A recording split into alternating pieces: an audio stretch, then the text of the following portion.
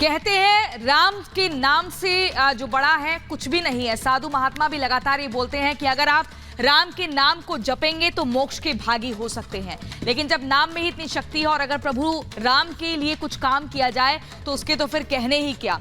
दरअसल हम इसलिए ऐसा कह रहे हैं क्योंकि अयोध्या में जो राम मंदिर बनकर तैयार हो रहा है उसमें ऐसी ऐसी विशेषताएं हैं कि हर कोई राम भक्त मुख्य तौर पर अगर देखेगा और जानेगा तो हैरान हो जाएगा। चलिए हम आपको अपनी इस रिपोर्ट में आपके घर बैठे ही बताते हैं कि राम मंदिर में क्या कुछ खास विशेषताएं होने वाली हैं, क्या कुछ खास तैयारियां की जा रही हैं। आप देखिए इस रिपोर्ट को।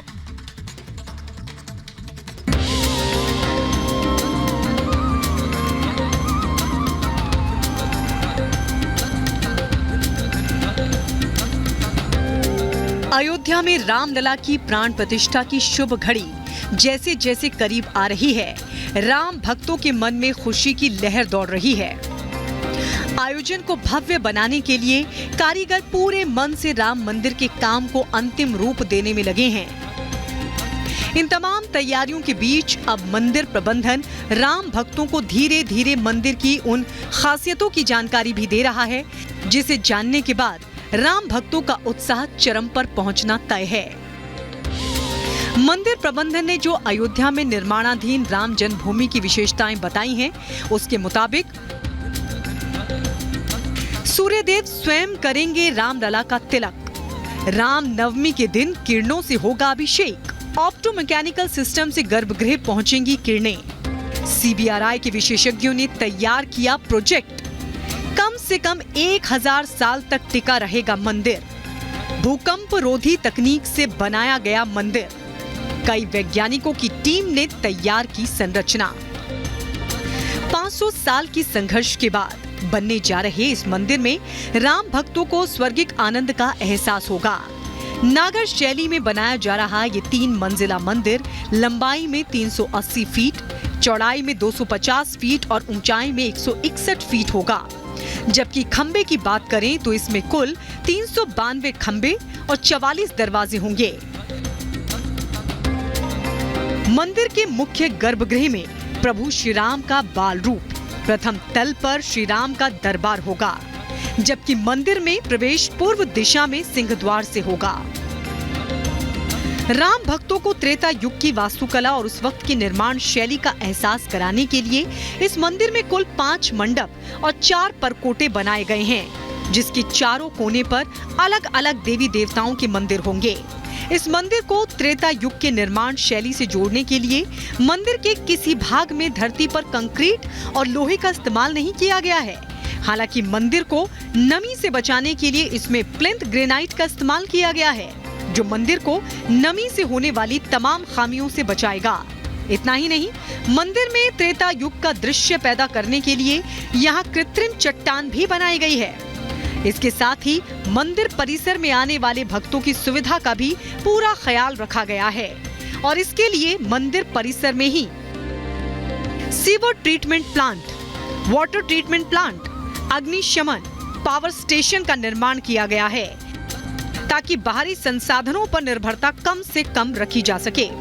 इस मंदिर के निर्माण में वैज्ञानिकों की टीम ने उन हर बारीकियों का ख्याल रखा है जो इसे खासियतों के दम पर अनोखा बनाए। और सबसे अच्छी बात है कि ये रामलला का मंदिर पूरी तरह से स्वदेशी तकनीक से बनाया जा रहा है, जिसका 70% क्षेत्रफल हरा भरा होगा। Bureau report, Republic Bharat.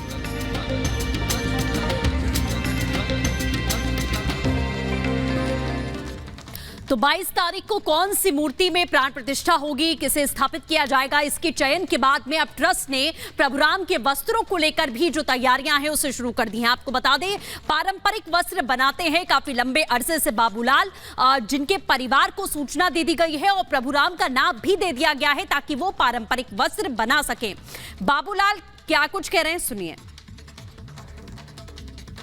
भगवान राम के भव्य मंदिर की प्राण प्रतिष्ठा की तैयारियों के बीच रामलला के साजो श्रृंगार को लेकर भी तैयारियां जोरों पर है। भगवान राम की सालों साल तक वस्त्र सिलने वाले बाबूलाल की दुकान पर मेरी मौजूदगी है और यहाँ पर देखिए कि जिस तरीके से प्राण प्रतिष्ठा को लेकर पूरी अयोध्या में उत्सव का माहौल है, तो रामलला क्या पहनेंगे प्राण प्रतिष्ठा के मौके पर, इसको भी लेकर यहाँ मंथन किया जा रहा है। हालांकि ट्रस्ट की ओर से नाप दे दिया गया है, लेकिन कपड़ा कौन सा होगा अभी इस बात को लेकर मंथन चल रहा है। लेकिन इसके पहले बता दूं मैं इतिहास इस दुकान का जो जानना बहुत महत्वपूर्ण है।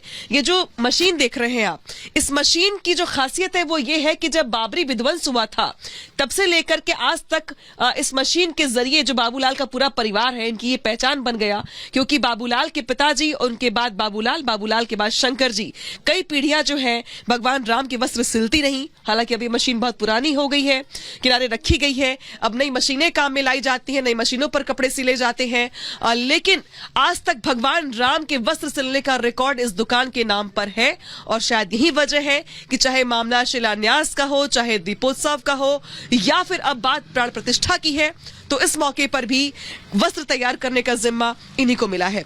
बाबूलाल जी, इस मशीन में तो काम होता नहीं होगा?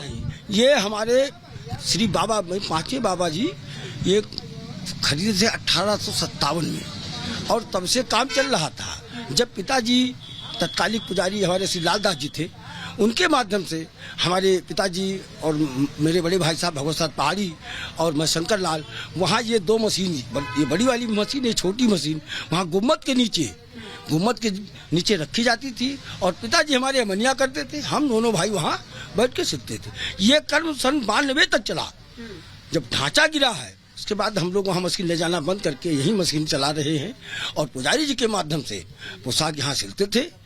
यानी प्रभु हमारे गुम्मत से टाट में आ गए और श्री महाराज जी हमारे श्री योगी मुख्यमंत्री योगी जी मुख्यमंत्री बने तो वैकल्पिक मंदिर तैयार हुआ। प्रभु टाट से हमारे ठाठ में आ गए।